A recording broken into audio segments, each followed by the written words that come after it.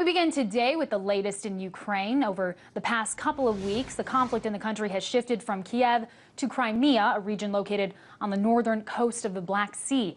As geopolitical tensions continue to rise, lawmakers voted today to hold a referendum on whether the region should become a part of Russia.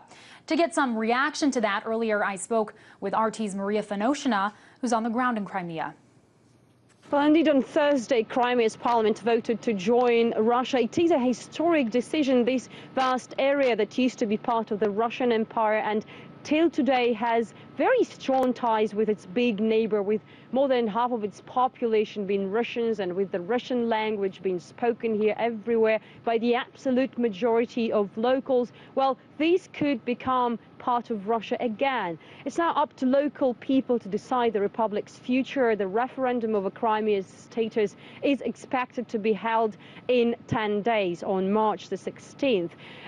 In fact, it was initially scheduled for May, and then it was moved to the end of March, and we asked local authorities today why they are in such a rush, and we spoke to Crimea's Prime Minister, Mr. Turchinov, and he told us that first of all they are in such a rush because what is going on in Kiev and how things are developing there, he said, they take as a threat to peace here in the region.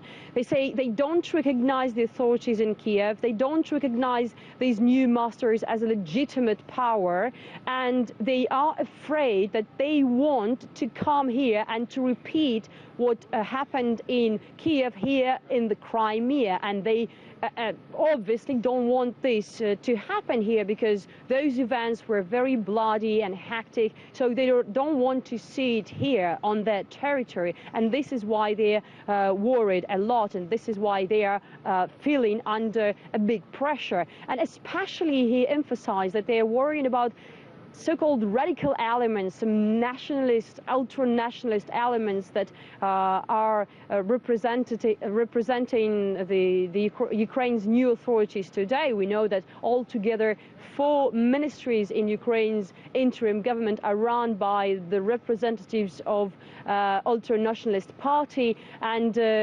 local authorities here in the Crimea say they don't want this to happen here on their territory, and this is another reason why they are in the rush to organize this referendum over Crimea's status. And another reason, they say, is that people, local residents, are pushing them for this move because you have to understand it's been a tough time for all Ukrainians, including Crimeans.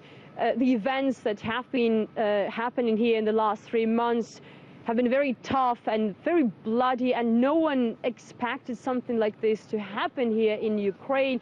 And this is why people feel this uncertainty, and maybe this referendum could calm them down a little bit, and this is why they are asking local authorities to organize this as soon as possible. And Maria, there's likely a very different response on the ground in Kiev. What have you gathered about the reaction there to this referendum? Well, this is a mirror situation. Crimea's authorities don't recognize Kiev's new masters. They don't see it as legitimate power. And at the same time, Kiev's authorities don't recognize don't recognize authorities here in the Crimea. They call them illegitimate power. And recently, they issued warrant arrest for Crimea's Prime Minister, Mr. Turchinov. Of course, what kind of reaction can we expect from Kiev?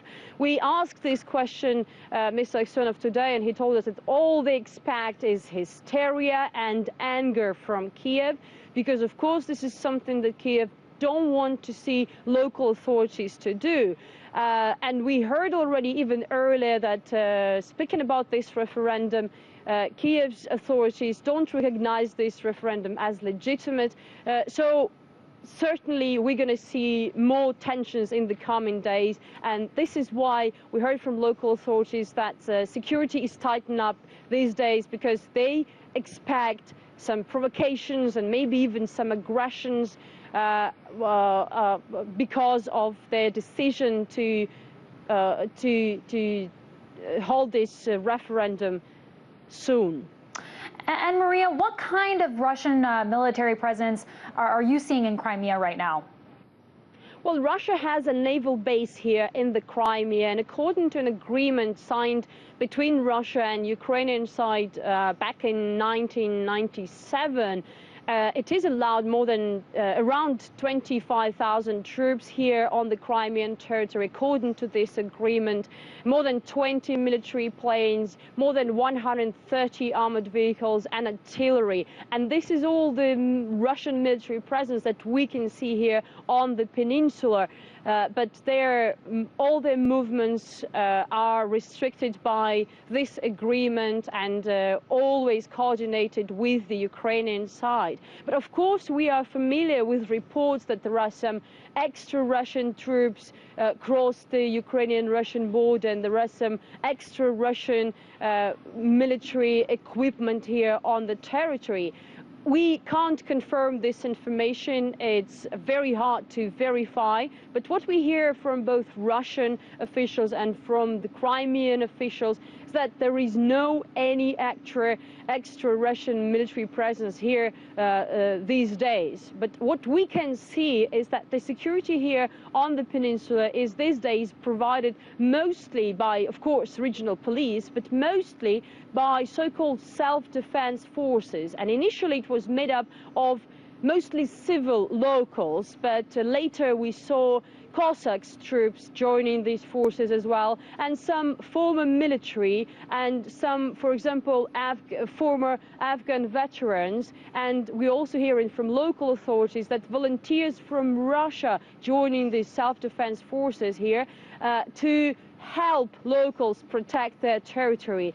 And today, when we talked to Crimea's Prime Minister, I asked him this question: who are all these people? Because the most confusing thing about these self-defense squads is that they're wearing quite fashionable uniform, and they're equipped with good weapons. And he told us that he controls these forces personally, and yes, they have uniform, and they provide all those who want to join these forces with this uniform. And he also told us that they now have 2,000 more complex of this uniform, and they're ready to provide it with to give it to anyone who will be willing to join these forces in the future.